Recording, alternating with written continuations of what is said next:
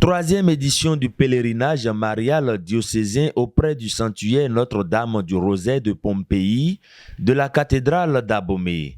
Démarré dans la soirée de ce vendredi 1er mai 2026 par une procession en l'honneur de la Vierge Marie et suivi par un enseignement, le pèlerinage s'est achevé le samedi 2 mai par la célébration d'une messe présidée par Monseigneur Eugène Cyril Roundécon, évêque du diocèse d'Abomey. Il nous parle de la particularité et de l'importance de cet événement.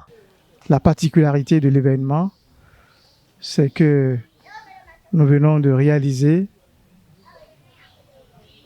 un rendez-vous diocésain qui est le troisième après Maria Kauji Poto.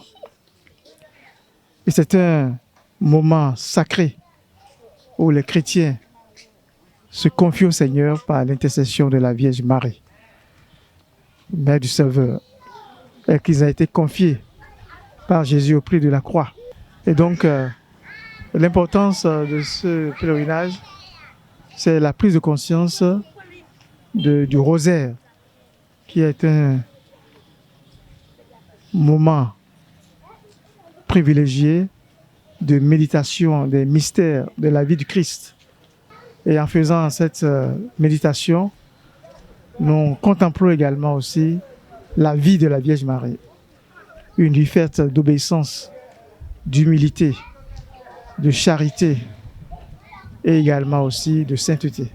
Le père Georges Patrick Chéhou, curé de la cathédrale d'Abomey, nous parle de l'organisation et remercie tous ses collaborateurs. C'est un travail de longue haleine où on déploie toutes les forces vives d'une paroisse et cela nécessite vraiment de faire attention à tous les aspects puisque le pèlerinage, la célébration de la messe principale du pèlerinage a lieu non pas dans une église où il y a tout le décor et tout ce qu'il faut, tout le mobilier, mais sur le site et précisément ici à côté du sanctuaire.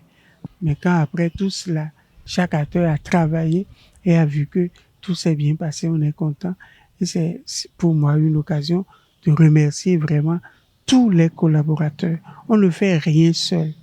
Nous remercions tous ceux qui déjà très tôt le matin sont venus aligner les chaises, les jeunes gens, les jeunes filles qui ont fait ce travail. Nous remercions ceux qui déjà la veille sont venus pour la mise en place. Ils ont balayé, ils ont saclé, on a ramassé des briques, on a réalisé plein de choses.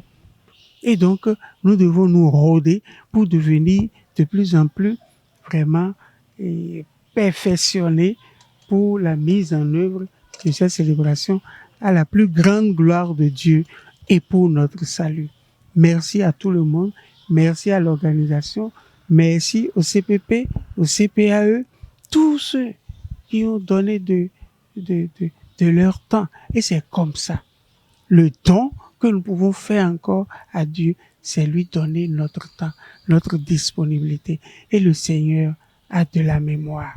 Il n'oublie pas. Il nous rend toujours au centuple. Les regards sont donc tournés vers la 4e édition prévue pour mai 2027.